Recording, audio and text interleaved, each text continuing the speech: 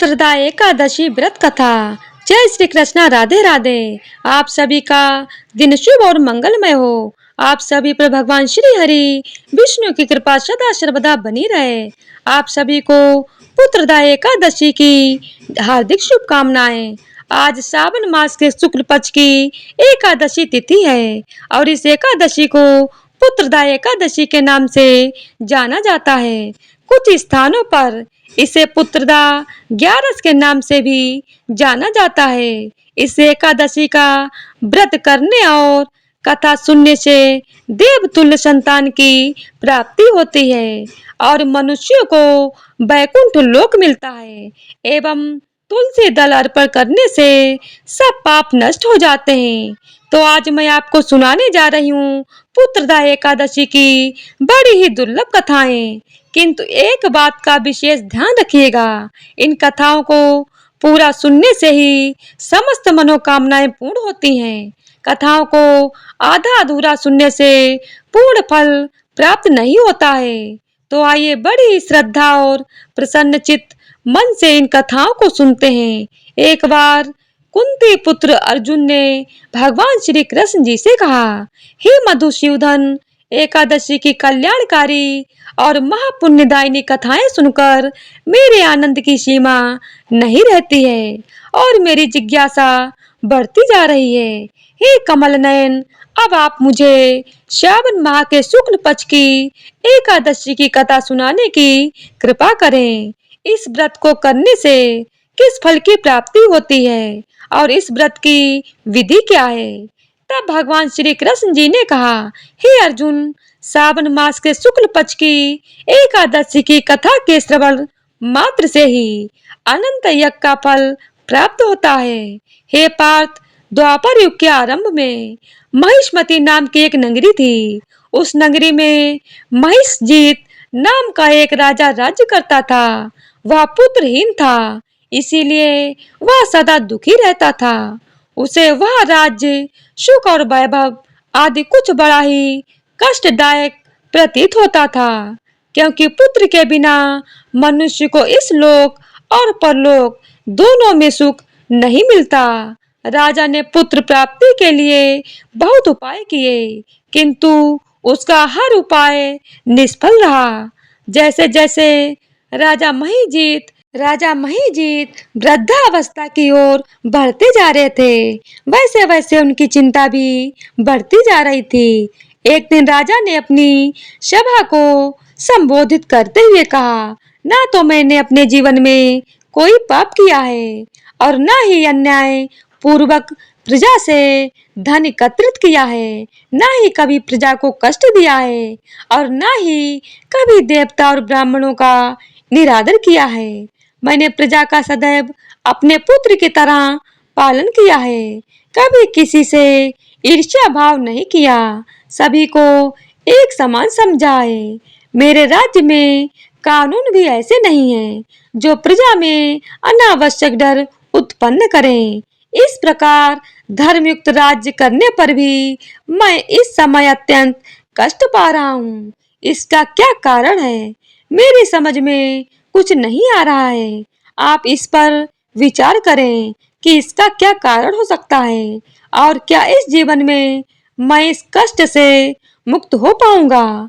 राजा के इस कष्ट के निवारण के लिए मंत्री आदि वन को गए, ताकि वहां जाकर किसी ऋषि मुनि को राजा का दुख बताकर कोई समाधान पा सकें।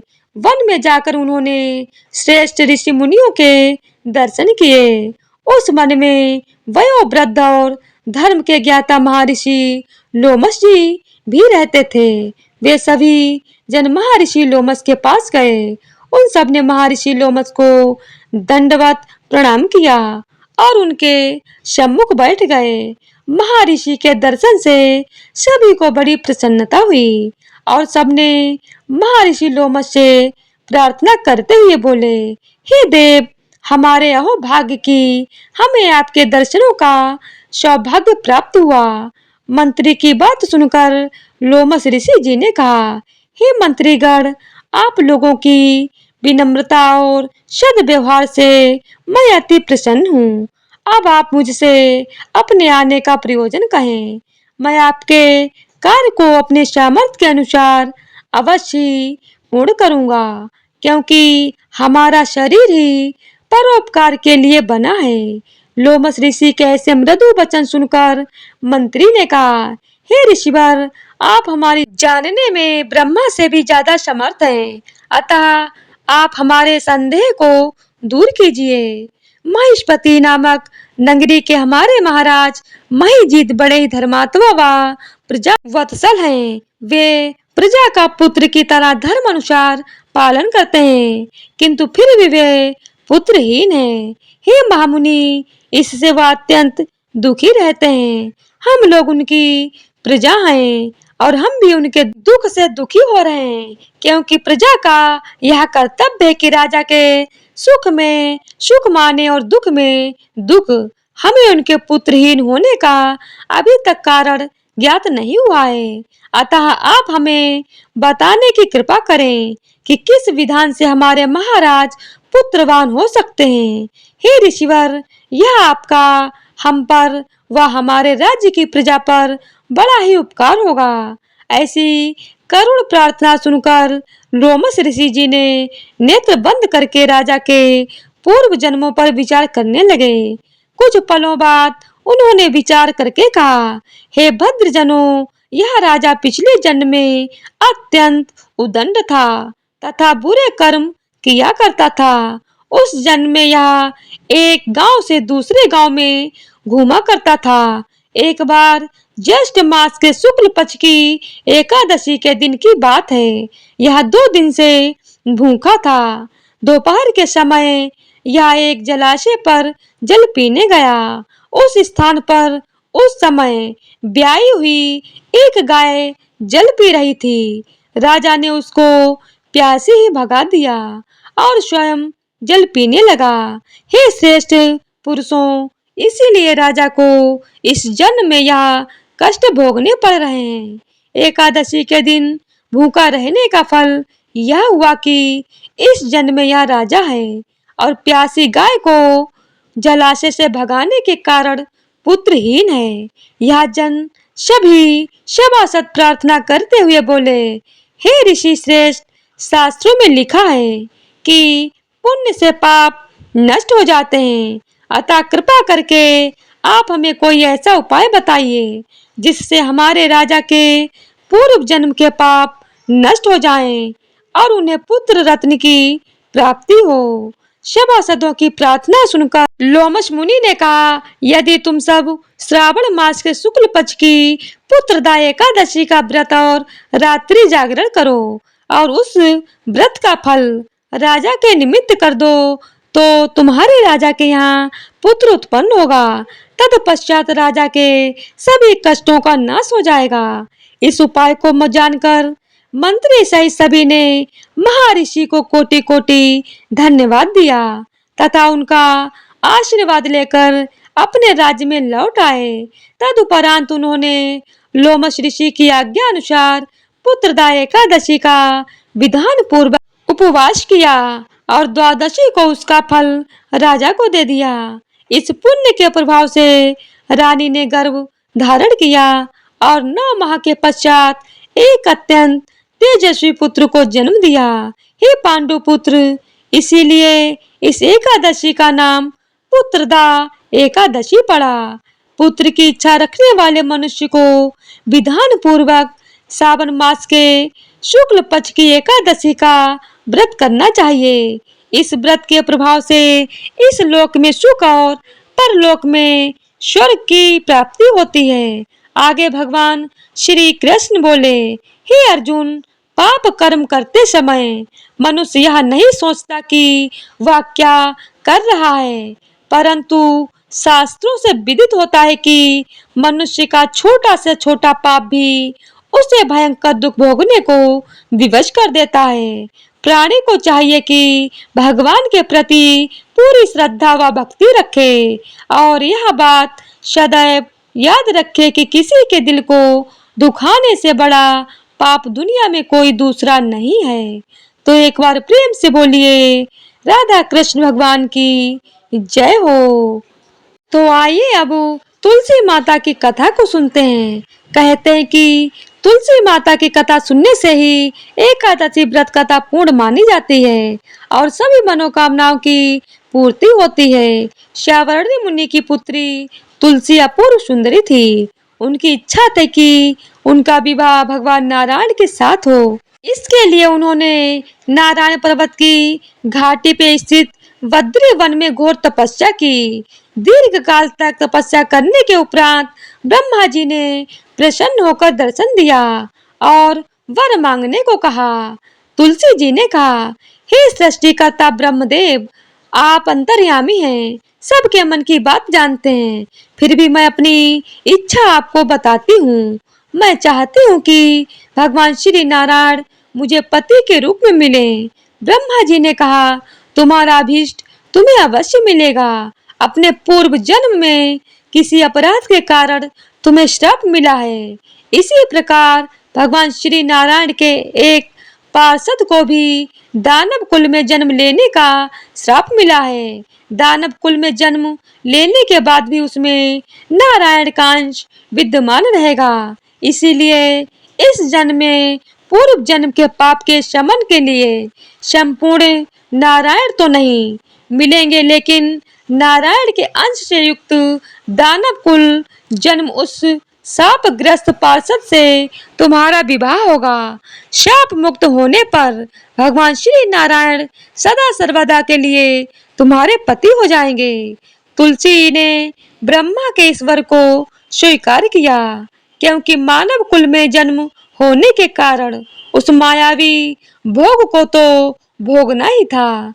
तुलसी बद्री वन में ही रहने लगी। नारायण का वह पार्षद दानव कुल में जलंधर के नाम से पैदा हुआ था। कुछ दिनों बाद वह भ्रमण करता हुआ बद्री वन में आया। यहाँ तुलसी को देखते ही वह उस पर मंत्र मुग्ध हो गया। तुलसी के सामने उसने अपने विवाह का प्रस्ताव रखा। इतने में ही वहाँ ब्रह्मा जी आ गए और तुलसी से कहा, तुलसी, जलंधर को देखो, कैसा देवोक्त उसका स्वरूप है। दानव कुल में जन्म लेने के बाद भी लगता है जैसे इसके शरीर में नारायण का वास हो। तुम प्रस्ताव को सहर्ष स्वीकार कर लो। तुलसी को भी लगा कि उसकी तपस्या पूर्ण हुई, उसे इच्छित फल मिला है। जलंधर के साथ उसका गंधर्व विवाह हो गया और वह जलंधर के साथ उसके महल में पत्नी बनकर आ गई। जलंधर ने अपनी परम सुंदरी सती साध्वी पत्नी तुलसी के साथ बहुत दिनों तक राज्य किया। अपने राज्य का इतना विस्तार किया कि देवलोक तक उसके अधिकार में आ गए। स्वर्ग का सुख भोगने वाले देवताओं की दशा भिखारियों जैसी हो गई। जलंधर किसी को कष्ट नहीं देता था, पर अधिकार और राज्य छिन जाने से सारे देवता मिलकर ब्रह्मा, विष्णु और शिव जी की सभा में गए तथा अपनी विपत्ति सुनाई। ब्रह्मा जी ने कहा, तुलसी परम साध्वी है, उसका विवाह जलंधर से मैंने ही कराया है।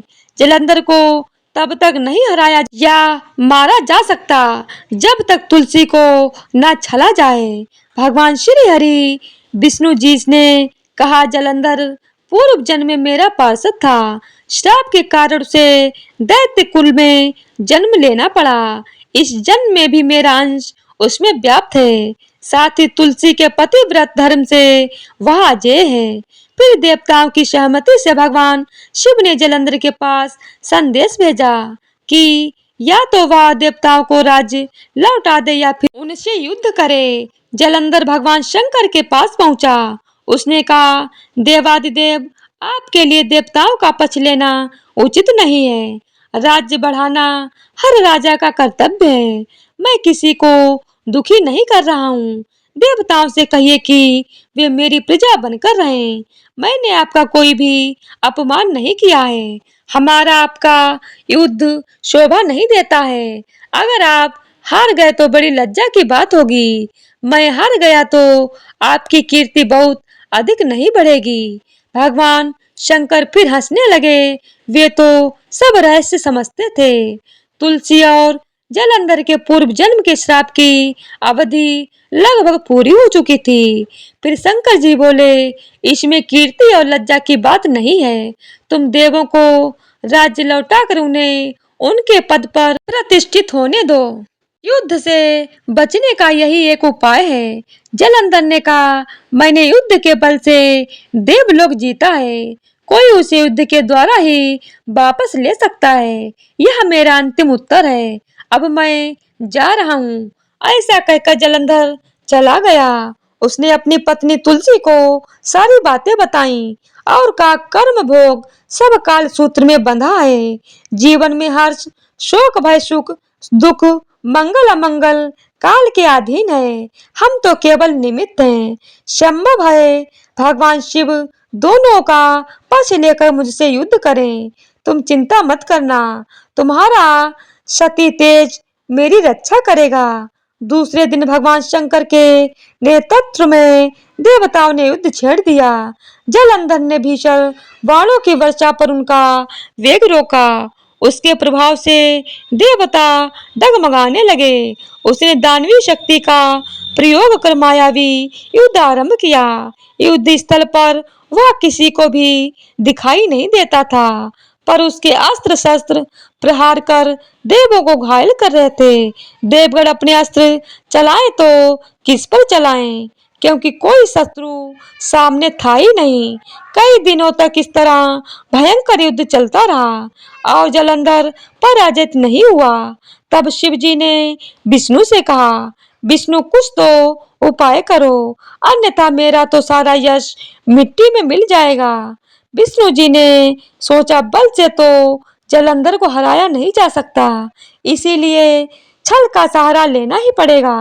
उन्होंने तुरंत अपना स्वरूप जालंधर जैसा बनाया और अस्त्र शस्त्र से सुसज्जित हो तुलसी जी के पास पहुंच गया और बोला, प्रिय, मैं युद्ध जीत गया। सारे देवता भगवान शंकर समेत मुझसे हार गए। इस खुशी में आओ, मैं तुम्हें अपने अंग से लगा लूं। पति को प्रत्यक्ष खड़ा देख तथा विजय का समाचार सुन वह दौड़कर मायावी जालंधर के गले से लिपट गई। इस प्रकार पति पत्नी दोनों ने आलिंगन हो खूब खुशी मनाई। पर पुरुष के साथ इस प्रकार के व्यवहार से उसका सती तेज नष्ट हो गया। उसका सती तेज को जो जालंधर की कवच के रूप में रक्षा कर रहा था, वह कवच नष्ट हो गया। जालंधर शक्तिहीन हो गया। यह जानते ही भगवान शंकर ने उस पर अपने त्रिशूल से प्रहार किया। त्रिशूल के लगते ही जालंधर जलकर भस्म हो गया। जालंधर के मरने को जानकर भगवान विष्णु अपने असली रूप में आ गए। सामने अपने पति जालंधर के स्थान पर भगवान विष्णु को खड़ा देख तुलसी बहुत विस्मित हुई। उसको पता लग गया कि स्वयं नारायण ने उसके साथ छल किया है। क्रोध में आकर तुलसी जी ने श्राप दे दिया और भगवान विष्णु से कहने लगी, एक सती स्त्री का सतीत्व भंग करने के अपराध में तुम हृदयहीन पत्थर हो जाओ। विष्णु जी ने तुलसी जी के श्राप को शिरोधार्य कर कहा, हे देवी, तुम्हारे तथा जालंधर के कल्याण के लिए मुझे ऐसा करना पड़ा। तुम दोनों को श्राप मुक्त करना था। तुम भी अब अपना शरीर त्याग कर तुलसी विवाह के रूप में जन्म लोगी और मेरी पूजा तुलसी दल से होगी। मैं शालिग्राम पत्थर बनूंगा। मेरे शीश पर तुम आदर से विराजमान होगी। तुम्हारे पति की हड्डियों के चूर्ण से शंख की उत्पत्ति होगी। उस शंख ध्वनि से देवताओं तथा मेरी पूजा आराधना होगी। जहाँ शंख ध्वनि होगी वहाँ मंगल में मैं विराजमान रहूंगा। तुमने पूर्व जन्म में बद्री वन में मुझे पाने के लिए बड़ी तपस्या की थी। अब अगले जन्म में मैं नारायण के रूप में बद्रीनाथ वन में स्थापित होऊंगा और मेरी पूजा अर्चना फल फूल से न होकर तुम्हारी तुलसी दल से होगी। मेरे शीश पर विराजमान होकर तुम मुझसे भी ऊंचा पद प्राप्त करोगी। तो प्रेम से बोलिए, लक्ष्मी नारायण भगवान की जय हो। तुलसी जी, शालिग्राम जी की जय हो।